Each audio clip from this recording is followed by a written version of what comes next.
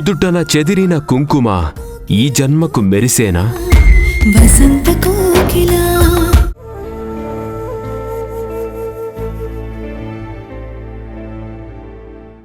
పూణే నుంచి వేణుగోపాల్ గారు వచ్చారు. ఆయన మాట ఎత్తితే నీ మొహం ఎందుకు మారిపోతుంది? మారిపోతుందనేది నిజమే. ఆయన మాట ఎత్తితేనే భయం వేస్తోంది, అంతే. నీ మాటలు వింటుంటే ఆయనేదో నిన్ను చంపడానికి వచ్చినట్టు అనిపిస్తోంది. ఆ విషయంలో నాకు అనుమానం లేదులే. నువ్వొచ్చి కూర్చో. చర్చించి ఒక నిర్ణయానికి రాకుండా నువ్వు అక్కడికి రావడం వల్ల ఉపయోగం లేదు.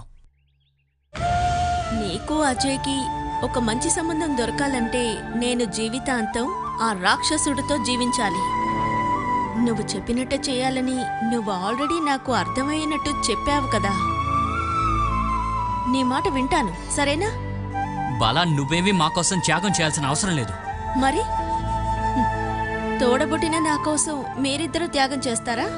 పోనీలే, అది మీరు మీ ఫ్యూచర్ గురించి ఆలోచిస్తున్నారని అర్థం చేసుకోగలను. కానీ అమ్మా నాన్నలు నన్ను ఎలాగైనా పంపించేయాలనుకునే దాని అర్థం ఏంటి? మీకు మంచి సంబంధం వచ్చేటప్పుడు అందుకు అడ్డుగా ఆ ఇంట్లో నేను ఉండకూడదు. ఏదేమైనా మీ ఇద్దరికి అడ్డుగా నిలబడను, మీరు భయపడొద్దు. పెళ్లి చేసిన తర్వాత కూడా నీ సమస్య కోసం నీ వెంటే వస్తున్నాం కదా, అది మేము చేసే తప్పు. లేదన్నయ్య, తప్పంతా నాదే. మీరందరూ కలిసి నా తల మీద పెట్టిన రాయిని నేను మధ్యలోనే దింపేయడం తప్పే కదన్నయ్య. నేను మీ అందరినీ ఎదిరించి మాట్లాడకూడదు కదా. నువ్విప్పుడు చెప్పింది నిజమే. ఎవరితోనైనా ఎలాగైనా మాట్లాడచ్చు అన్న నీ ఆలోచనే దీని అంతటికి కారణం. నీ మనసులో ఉన్నది చెప్పేశావు కదా, చాలా సంతోషం. అమ్మా నాన్న చెప్పినట్టే ఇదంతా నీ తలరాత అని ఇప్పుడు నువ్వు కూడా చెప్పావుగా. ఇకపై నా సమస్య తీరకపోయినా దాన్ని సరిచేసి ఆయన చెప్పినట్టు వినేలా ఉంటాను. చాలు కదా. వద్దొద్దు, నువ్వెగతాలు చెయ్యి, మాట్లాడు. అంతా అయిపోయిందన్నయ్య. ఎదిరించి మాట్లాడడానికి కూడా నాకు శక్తి లేదు. ఇకపై మీరందరూ చెప్పినట్టే నడుచుకుంటాను. కానీ ఈ జీవితాన్ని నేనెంచుకోలేదు, సరేనా? నేనేవి నిన్ను ఆ జీవితంలోకి నెట్టట్లేదు. ఆ వేణుగోపాల్తో రాజీ పడ్డం కుదురుతుందో లేదో ఒకసారి ట్రై చేసి చూద్దాం. అమ్మా నాన్నలు దైవంతో సమానమని అంటారు కదా. దేవుడిచ్చేది కాదనలేం కదా. నేను పారిపోయి బతకలేను. ఇక నేనేం చేయాలన్నది మాత్రం నువ్వు చెప్పు చాలు.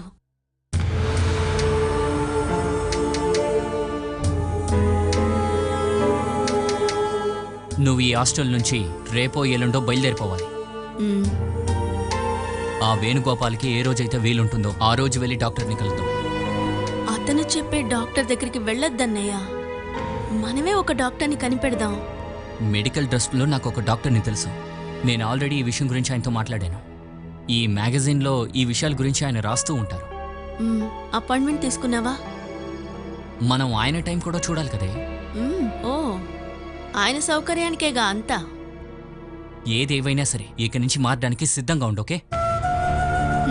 ఇల్లు, ఉద్యోగం, హాస్టల్, ఇక్కడి నుంచి నన్ను వెంటనే నువ్వు తీసుకెళ్ళి ఆ వేణుగోపాల్ కాలు కింద నన్ను పడేయబోతున్నావు.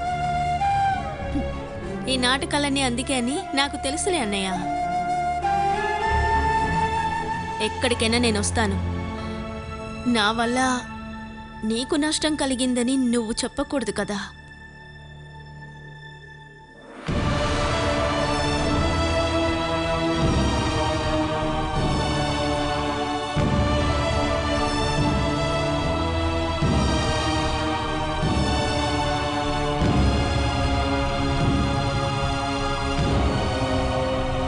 మా ఇంట్లో వాళ్ళు నాకు పెళ్లి కొడుకుని చూస్తున్నారు. ఏదో ఒకటి చెప్పి నేను తప్పించుకుంటాను. మీ అక్క గురించి, బాల జీవితం గురించి తెలిసాక నాకు భయంగా ఉంది. అందరి మగాళ్ళు ఒకేలాగే ఉండరు రజిత. భర్తలందరూ చెడ్డవాళ్ళు కాదు, అలాగే మంచివాళ్ళు కాదు. మంచి వాళ్ళెవరో మనం కనిపెట్టలేం కదా. తాళి కట్టిన తర్వాత తప్పించుకునే ఛాన్స్ ఉండదు.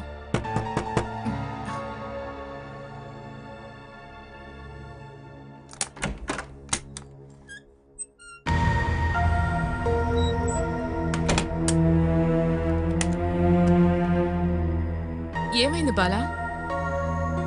సైకాట్రిస్ట్ని కలవడానికి వేణుగోపాల్ సరే అన్నాడట. ఒక్కసారి సైకాట్రిస్ట్ ని చూస్తే సమస్య సాల్వ్ అవుతుందా? డాక్టర్ మళ్ళీ రమ్మంటే మళ్ళీ వెళ్ళాలిగా. ఏదేమైనా డాక్టర్ని కలిసినప్పుడు నువ్వు క్లియర్గా అన్నీ చెప్పేశాయి. సైకాట్రిస్టే కదా, ఆలోచించకుండా చెప్పు. అన్ని రకాల సమస్యల్ని వాళ్ళు చదువుంటారు. మ్, నేను అనుభవించిన దాంట్లో 10% మాత్రమే నేను మీ దగ్గర చెప్పింది. అవన్నీ తలుచుకుంటేనే బాధగా ఉంది. అవన్నీ మిగతా వాళ్లతో చెప్పాలంటేనే నాకెంత వేదన కలుగుతోందో. డాక్టరే, సైకాట్రిస్టే అంతా సరే, కానీ తెలియని ఒక మనిషితోనే కదా నేనివన్నీ చెప్పాల్సింది. అయ్యో బాలా, నువ్వు ఇలా మాట్లాడితే ఏం చేయగలం? లేడీస్కి ఏదైనా ప్రాబ్లం వస్తే మగ డాక్టర్ల దగ్గరికి వెళ్ళి ట్రీట్మెంట్ తీసుకోరా? ఎంతో మంది గైనకాలజిస్ట్ జెంట్స్ గా కూడా ఉన్నారు. రోగానికి ట్రీట్మెంటే ముఖ్యం గానీ అక్కడ జెంట్సా లేడీసా అని చూడక్కర్లేదు. డాక్టర్ ట్రీట్మెంట్ ఇస్తున్నారు అంతే.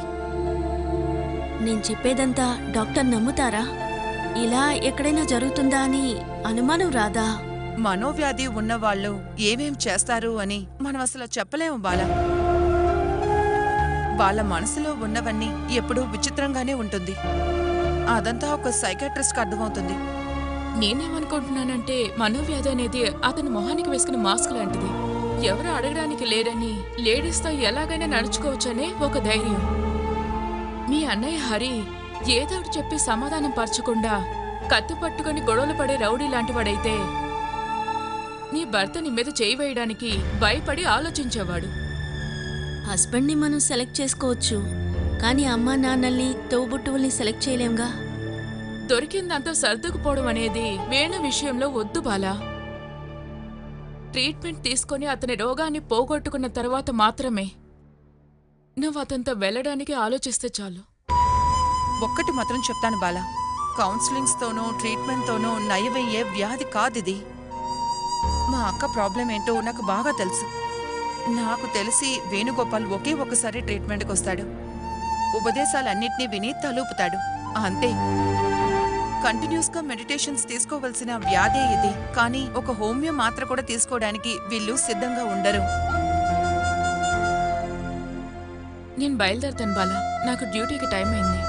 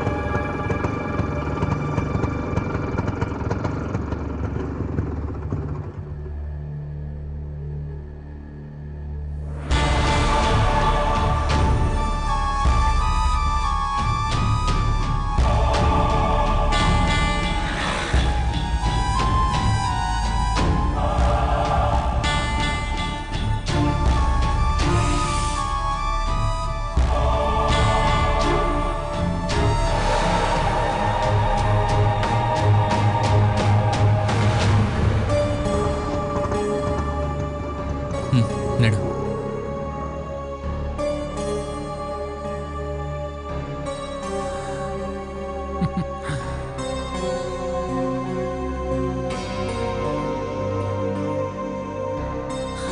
హలో హలో, వచ్చి చాలాసేపు అయిందా? అరగంట అయ్యింది. మేము చెప్పే మాట టైము కరెక్ట్గా ఉంటుంది.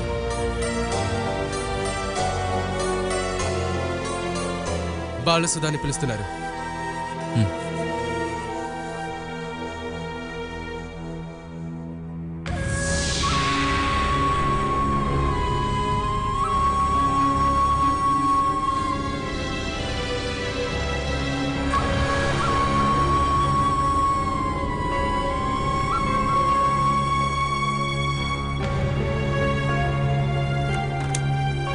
మే I come in doctor? Yes.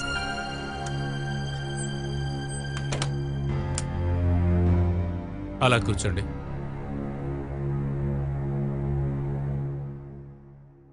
కమాన్, బాలసుధాకర్ ఏం చెప్పాలనుకుంటున్నారు?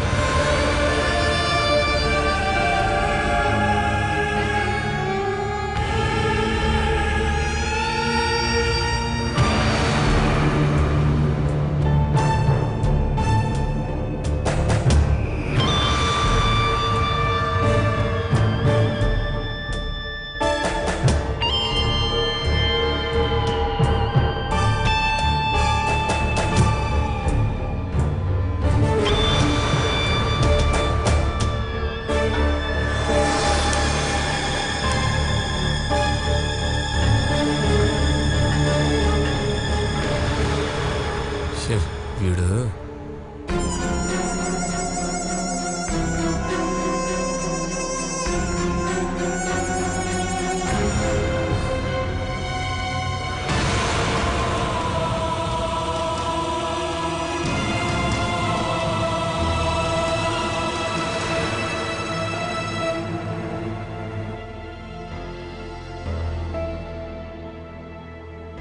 మీ పెళ్ళైన రోజు నుంచి ఇవాళ వరకు వేణుగోపాల్ మీ దగ్గర ఈ విధంగానే ప్రవర్తిస్తూ ఉంటారా?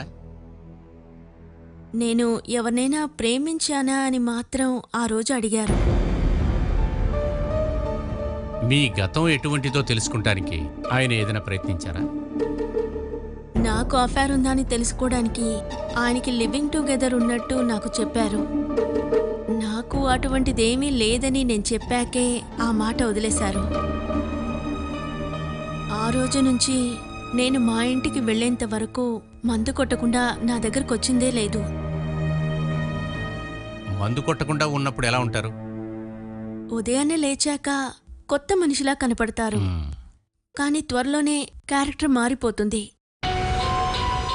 మాట్లాడుతున్నప్పుడు సడన్ గా వైలెంట్ అవుతారు. ఆ తర్వాత ఏం చేస్తారో ఆయనకే తెలియదు. నేనొక మనిషినని కూడా ఆలోచించకుండా నన్ను కొడతాను. ఓకే ఓకే బాలాగారు, రిలాక్స్ రిలాక్స్. మీకేదైనా అఫైర్ ఉండేదా?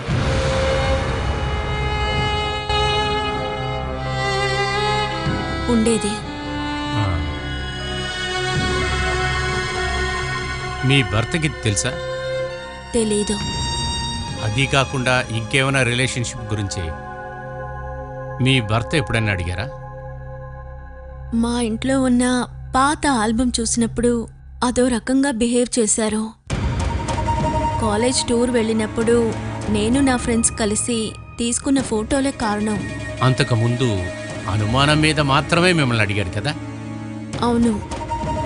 మా ఇంట్లో మా అమ్మ, నాన్న, తమ్ముడున్నాడని కూడా ఆలోచించకుండా అస్సలు వినలేని బ్యాడ్ వర్డ్స్ మాట్లాడారు. ఆ టైంలో నేను ఎదిరించి మాట్లాడితే కొడతారు, తిడతారు కూడా. 10 మంది దగ్గర మీ గురించి చెడుగా చెప్పడం వేరే ఉంది. అది కాకుండా అది కాకుండా మీకు వేరే అక్రమ సంబంధాలు ఉన్నాయని చెప్తున్నారు కదా? అదింత క్రితమే చెప్పానుగా డాక్టర్. మా నాన్నని, మా తమ్ముణ్ణి అందరితో కలిపి మాట్లాడుతూ ఉంటాడు. ఆయనకి అనుమాన వ్యాధి ఉంది. బాలసుధా గారి మాటలు వింటుంటే అలాగే అనిపిస్తుంది. మీ భర్త ఒక డిలూషనల్ డిసార్డర్ పేషెంట్. అనిపించడం కాదు సార్, ఖచ్చితంగా అదే. ఎందుకంటే మందు కొట్టే ప్రతి వాళ్ళు ఇలా మాట్లాడడం లేదు కదా. ఇటువంటి వ్యాధి ఉన్నవాళ్ళు వాళ్ళంతటా వాళ్లే వచ్చి ట్రీట్మెంట్స్ ఏమైనా అడగరమ్మా డాక్టర్ దగ్గర. కానీ వేణుగోపాల్ దానికి సిద్ధమయ్యే కదమ్మా వచ్చాడు. ఆయన్ని నిర్బంధించి మేము ఆయన ఇక్కడికి తీసుకొచ్చాం. ఎలాగైనా నన్ను ఇక్కడి నుంచి ఆయనకి తీసుకెళ్ళాలి. హఠాత్తుగా మనం ఇటువంటి వ్యాధిని మనం కనిపెట్టలేము. ఈ విధంగా ఉన్నవాళ్ళు ఎటువంటి పరిస్థితుల్లో ఎలా ఉన్నా సరే ఏ వ్యక్తినైనా బాగా ఆలోచించుకున్న తర్వాతే వాళ్ళు మాట్లాడుతూ మొదలు పెడతారు. మనకంటే వాళ్ళు బాగా ఆలోచిస్తారు. మనం మాట్లాడేదంతా వాళ్ళు వింటూ ఉంటారు. సందేహం ఉన్న ప్రతి భర్త భార్య ఎలా నడుచుకుంటుందని ఆవిడికి తెలియకుండా వాళ్ళు అబ్జర్వ్ చేస్తూనే ఉంటారు. ఆయనెప్పుడూ అంతే. నేనెక్కడికి వెళ్ళినా నా వెనకే నిలబడతారు. నేనెవరినైనా చూస్తున్నానా, ఇంకెవరైనా నన్ను చూస్తున్నారా అని గమనిస్తూ ఉంటాడు. 25 సంవత్సరాలకి 90 సంవత్సరాలకి మధ్య ఎప్పుడైనా సరే ఇటువంటి వ్యాధి రావచ్చు. ఇక మీద మీరు సందేహపడేటట్టు వేణుగోపాల్ గారికి అటువంటి వ్యాధి ఉన్నా కూడా ఇప్పుడే ప్రారంభమై ఉంటుంది. ఇది ప్రారంభం కాదు డాక్టర్, హై వోల్టేజే. బాలసుధా గారు, మీరు ఇప్పుడే అలాగంతా ఆలోచించకండి. మిగతా వాళ్ళు పర్వాలేదు, తట్టుకో, సరైపోతుంది, సర్దుకో అలా చెప్తే చాలుగా. కానీ అన్నీ అనుభవించాల్సింది నేనే కదా డాక్టర్. మీ పరిస్థితి ఏంటో నాకు బాగా అర్థమవుతుంది. కానీ నేను ఒక డాక్టర్ని కాబట్టి ఒక్క సైడ్ మాత్రం విని నేను తీర్మానించలేను కదా. ఆయన అబద్ధం చెప్పరని మీరు అనుకుంటున్నారా? ఆయనకున్న వ్యాధిలోంచి బాగుపడాలని ఆయనకి ఆశ ఉంటే వేణుగోపాల్ గారు నాకు అబద్ధం చెప్పారు.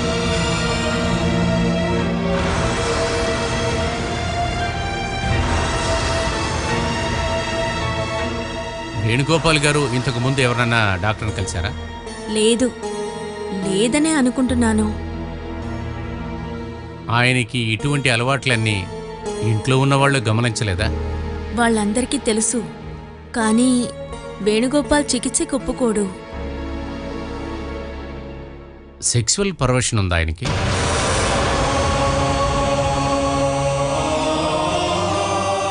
ఉంది డాక్టర్.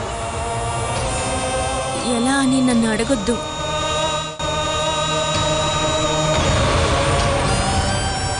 నా ఒంటిని మనసుని గాయపరచడం, అవమానపరచడం, ఏం కావాలన్నా చేస్తారు. ఏమైనా సరే నేను వేణుగోపాల్తో ఒకసారి మాట్లాడాలి.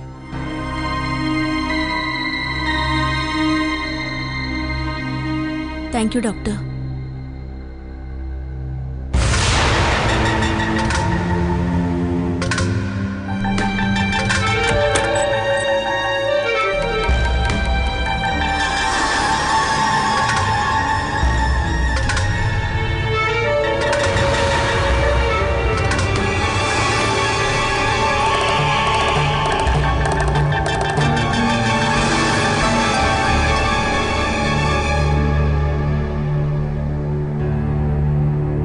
వేణుగోపాల్ని డాక్టర్ పిలుస్తున్నారు.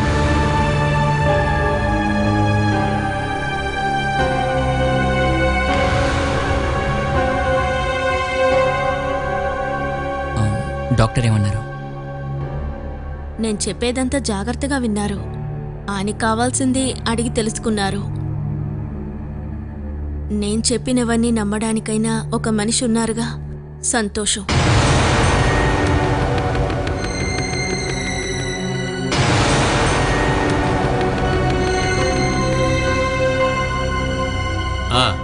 రండి, ఇలా కూర్చోండి.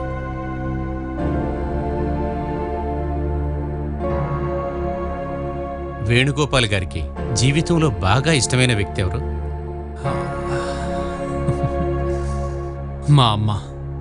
ఆవిడ తర్వాత? బాల, నా భార్య.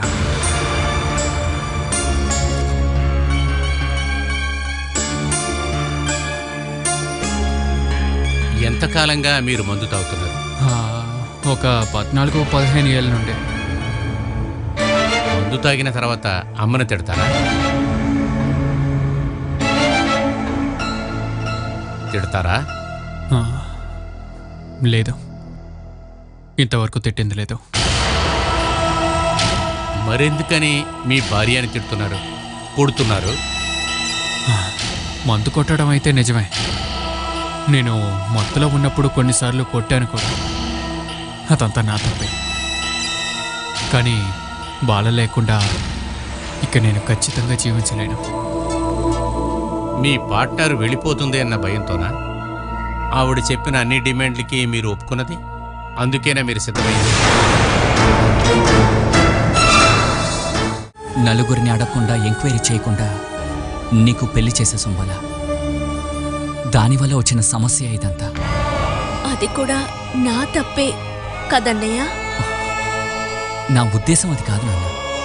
పొరపాటు ఎవరు చేస్తున్నా సరే నష్టమైతే నువ్వే అనుభవిస్తున్నావు. ఆ వేణుగోపాల్ నీ మెళ్ళో తాలి కట్టిన భర్త మాత్రమే కాదు, నీకు పుట్టబోయే బిడ్డకి తండ్రి కూడా. ఒక నిర్ణయానికి వచ్చే ముందు నువ్వు ఆ విషయాన్ని కూడా గుర్తుపెట్టుకోవాలి.